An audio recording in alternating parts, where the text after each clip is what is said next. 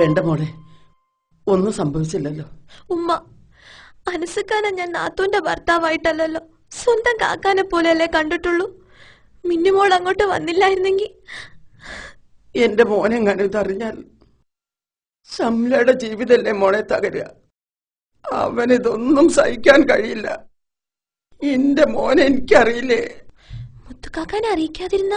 വേണ്ട മോളെ വേണ്ട, അവനൊരെടുത്തു ചാട്ടക്കാരനാണ്. അവനെങ്കിലും അവിടെ സമാധാനത്തോടെ ജീവിച്ചോട്ടെ.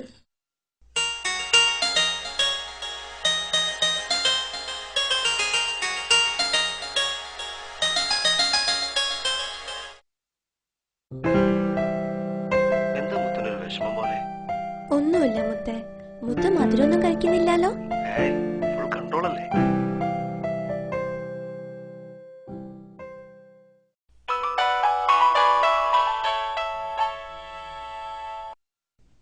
ഹലോ ഹലോ, അജയ് അല്ലേ?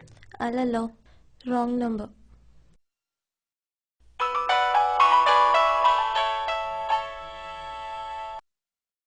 ഹലോ, പിന്നെ ഇത് എവിടെയാ സ്ഥലം? നിങ്ങൾ ഉദ്ദേശിച്ച നമ്പർ അല്ലെന്ന് പറഞ്ഞില്ലേ? ശരി, ഏത് ജില്ലയാണെന്നെങ്കിലും പറഞ്ഞൂടെ? മലപ്പുറം. ഈശ്വര, ഇത്ര ദൂരേക്കാണ് കോൾ പോയത്. സോറി കേട്ടോ. എത്ര ദൂരത്തിനാണ് നമ്മൾ സംസാരിക്കുന്നതെന്നറിയാമോ? ഒന്ന് പരിചയപ്പെടുന്നതുകൊണ്ട് വിരോധമുണ്ടോ? സ്ഥലവും പേരും ഒന്നും പറയണമെന്നില്ല, ബാക്കിയൊക്കെ സത്യം പറയണം. എന്തിനാ അങ്ങനെയൊക്കെ? ഒന്നിനുമല്ല, ഒരിക്കലും കാണാതെ വിദൂരതയിലിരുന്നൊരു സൗഹൃദം. എനിക്കൊരു ഭർത്താവുണ്ട്, കുഞ്ഞുണ്ട്, ധാരാളം സുഹൃത്തുക്കളും ഉണ്ട്. അങ്ങനെ ഒരു സൗഹൃദം എനിക്ക് വേണമെന്നില്ല. ശരി, ഞാൻ ഇയാളെ വിളിച്ച് ശല്യം ചെയ്യാനൊന്നും വരുന്നില്ല.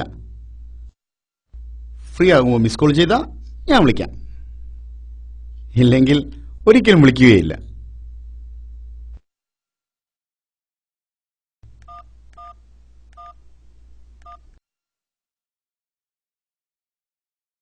അജി തിരക്കിലാണോ? ഡോക്ടർ കോള് വെയിറ്റ് ചെയ്യാണ്, രാത്രി വിളിക്കാം കേട്ടോ.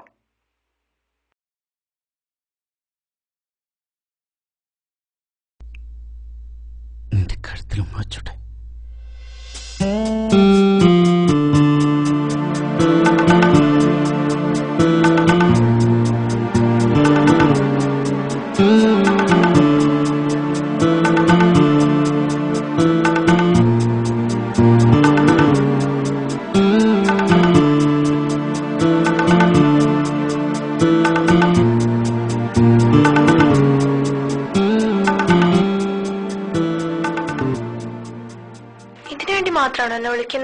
ഒരിക്കലുമല്ല, എനിക്ക് നിന്നോടെല്ലാം പറയാൻ കഴിയുന്നുണ്ട്. എന്റെ വിഷമങ്ങളും പ്രശ്നങ്ങളും വികാരങ്ങളും എല്ലാം. ഇനി എനിക്ക് നിന്നെ പിരിയാൻ പറ്റുമെന്ന് തോന്നുന്നില്ല. വയ്യ, എനിക്ക് നിനക്കറിയില്ല ഞാൻ എന്തുമാത്രം നിന്നെ.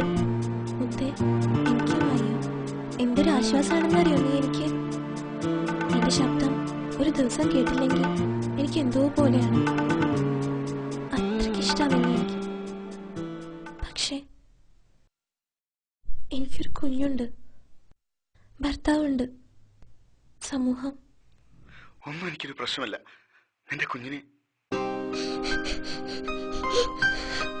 ആരെയും ഉമ്മച്ചി വിളിക്കുന്നേ?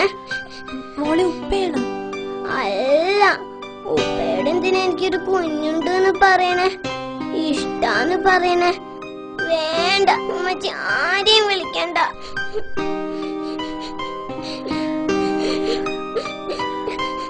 കരയണ്ട, ഉമ്മച്ചി നാളെ ജാം വാങ്ങിച്ചു തരാട്ടോ.